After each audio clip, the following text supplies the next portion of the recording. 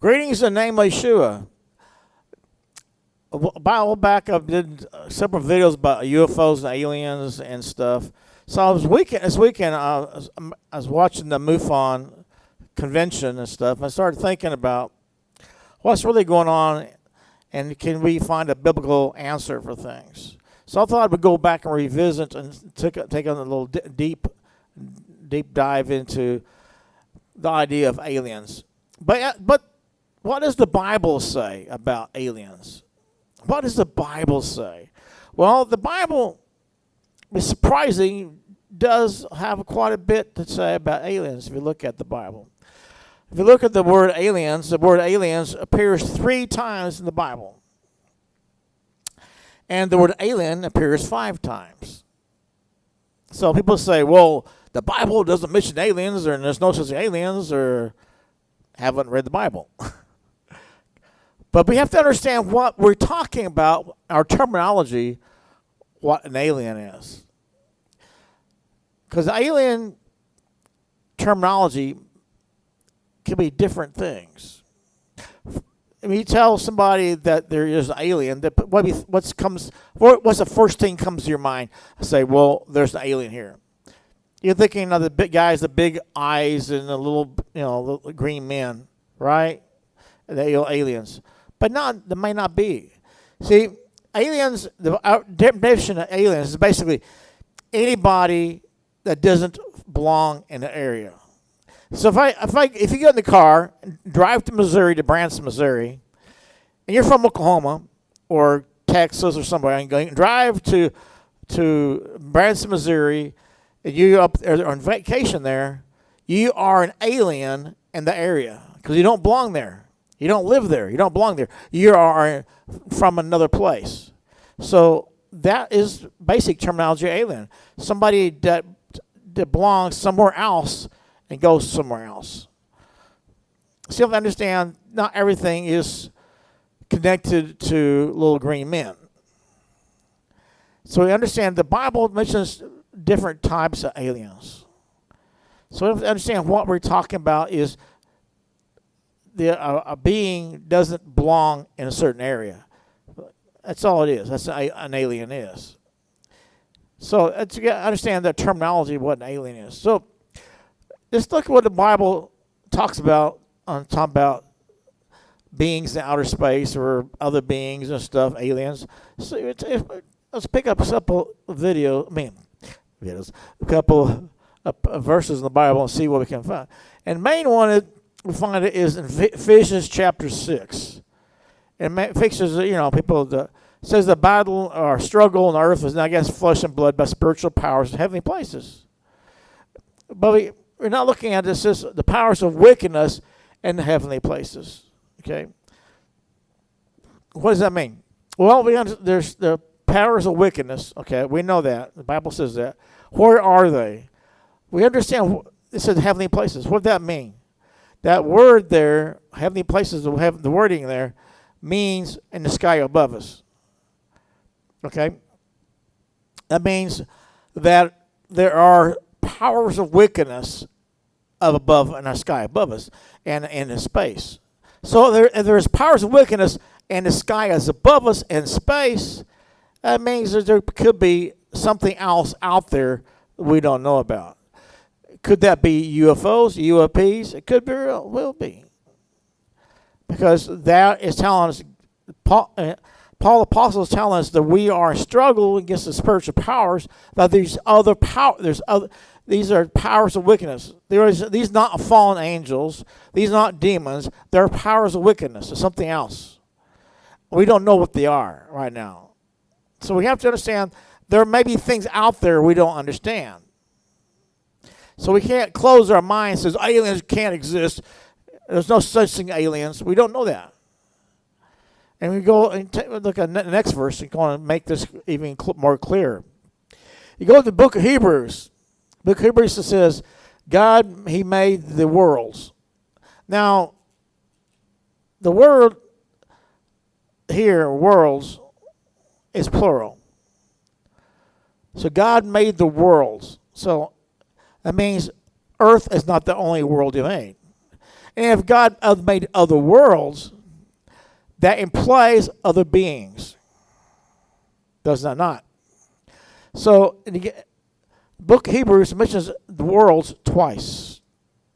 It mentions that the worlds, plural again, worlds, plural, were framed by his word. So we're implying that there are other worlds and other places' existence God has created and framed by his word.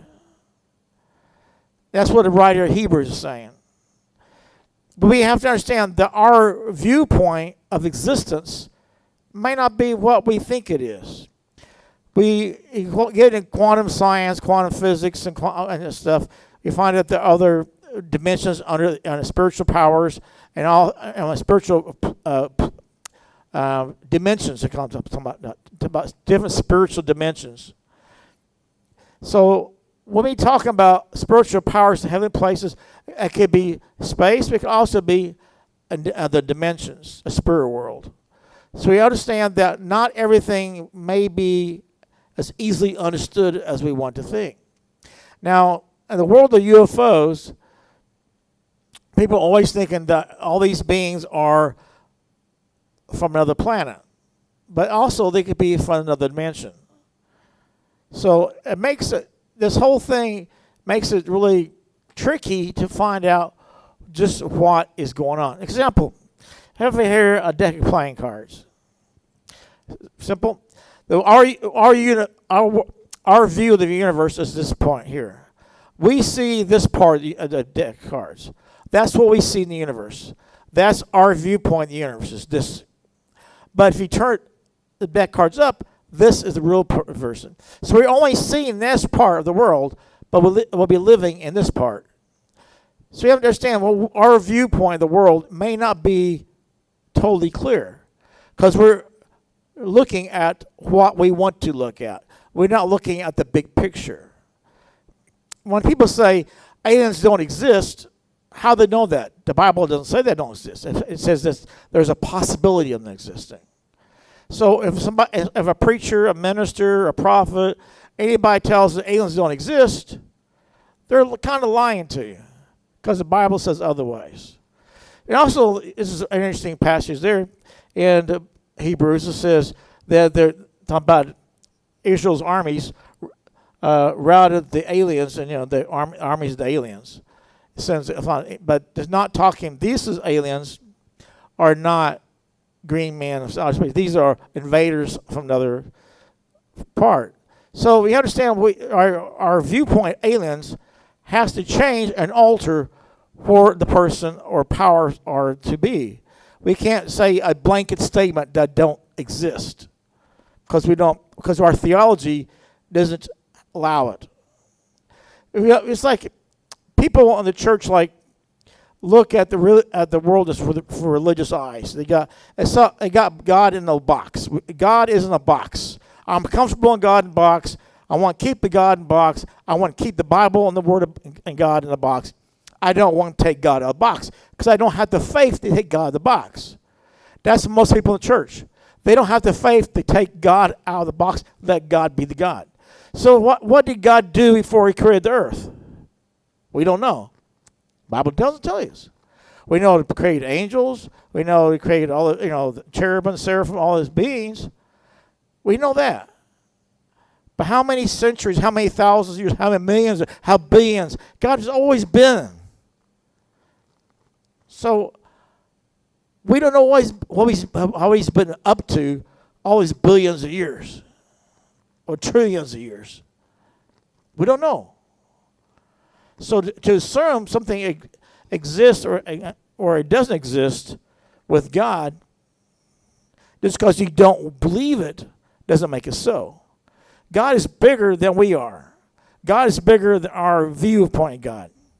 God made the heavens and the earth. God made the stars. God made the skies. God made the suns. How many thousands of stars out there? God created those, and those are all suns. So we have to understand God is a great creator, and he can create all kinds of things. So when we talk about aliens and UFOs, we got to look at the things from God. The things could exist out there that we don't know about that. For instance, the government has now talked about crash retrieval programs. Government's talking about, we have government agencies and the military that is involved and have been involved since 1946 in crash retrieval. We've retrieved spacecraft, so-called craft, and little, alien bodies, big eyes, and normal alien bodies. So the government has that in possession. So if that is true, that the government has that stuff. So how we know what they came from, what these beings are, what the origin is, we don't know. But you understand that we live in a world, there are many things in that world we don't understand. When I was in Bible college, I was outside one night, and I don't know if I should have mentioned, but I seen open vision. God showed me an open vision of spaceships and worlds. And it happened more than once. I can't really figure out what the message of what God was showing me, what I was seeing. But I seen those worlds of spaceships. And it seems like they're a war against them. So our spiritual warfare may be more than we think it is. It may transcend Earth into outer space. There are other beings out there probably. And say they don't exist, like some creationists and the prophets and teachers in the church today, they don't exist because they don't have the faith to accept they could exist. Now, God showed me this open vision of things I've seen. So there's something going on here we don't understand. And so you have to understand that our world view has to change and be more biblical. We need to embrace what the Bible is telling us, not what people are telling us, because they're people. So we have to understand the Bible tells us there are powers of wickedness in heavenly places, skies above us. The Bible tells us God made different worlds. The worlds and the universe we live in is totally different than we think it is. We found out that most of the matter in the universe is dark matter. Where does dark matter come from? It comes from God. So we understand that all things come from God. Okay? So saying that beings out of space came and made humans, that's stupid. Because they can't do that. But the whole thing, ancient astronaut stuff, most of it is nonsense because they stretch the truth, they stretch things. But if you understand that we have to understand that our history of the world is not correct. We understand what we believe about our own existence on this planet may not be true. The Bible tells us what is true. But many times people don't want to accept what the Bible tells us because they don't have the faith, they don't have the capacity to embrace that. I can tell you, I talk to people online and text and stuff and try to explain things to people about the Bible, and they don't want to hear it because they don't want to accept what the Bible says because they have their own world they live in. They don't want to accept science. If they can come up to somebody and say, this is what science says, and they don't want to believe, they go, I can't accept science. They go, well, you can't accept science? No. Why? Because I don't want to believe it. Well, he said you're going to accept science. So it's a double standard. They want to accept science, but only science that they will accept on their little box. Christians are that way. Evolutionists are that way. Most people are the way. Most people want to live their lives in a box. They want to get out of the box. They don't want to look at the multidimensional universe. They don't want to understand that we live in a very complex world that could never happen by accident. We are a product of creation.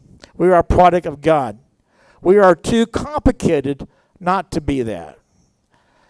And our world today is changing as more things coming out about aliens and UFOs and stuff. So we have to understand we have to have a more solid biblical basis to base things on. And that's one of the biggest fallacies that UFO researchers fail to understand, that we live in a spiritual world with spiritual powers, and everything in the world is tied into spiritual existence. I don't care if the aliens from the Alpha Centauri over here, they're still based on spiritual powers, spiritual evidence. Spiritual powers do exist, and we don't know all these powers, where they're being. So all we know is that God is still God, and he's still on the throne. And you got to give your life to God. You got to change your life, pray, get baptized, and seek God, because that is the reality of the world we live in. And to get not to do that is live in a fantasy world that doesn't exist. Now people scoff at that because they don't have the guts and courage to accept the truth. That's why people make fun and call people morons and stuff, because they can't accept the truth. They're scared to death of the truth. I'd say probably most people in the world are scared to death of the actual truth. People are scared of the truth. And that's the sad thing about world today. The Bible says the true worshipers of God, will worship God in truth and spirit. That's what you need to do. That's why I try to seek the truth, because I want to worship God in truth and spirit. Do you want to worship God in truth and spirit? Do you want to live your life for God? If you do, that's a great thing to do. But if you don't, it's a slippery slope into the pits of hell. So you got to make a choice. Are you going to choose God or choose the world? What is your choice? It doesn't make aliens. You can have a big spaceship, space land in New York. It doesn't change anything. It doesn't change anything. God is still God on the throne. So now what happens? What is revealed? What happens in the future with aliens or UFOs, UAPs, the government? It doesn't matter. God is still creator. God's still on the throne. God's still there acting. So no matter what you choose a God, what your decision that God is, doesn't matter. God is still God. So have a great week. Understand that we serve a mighty God.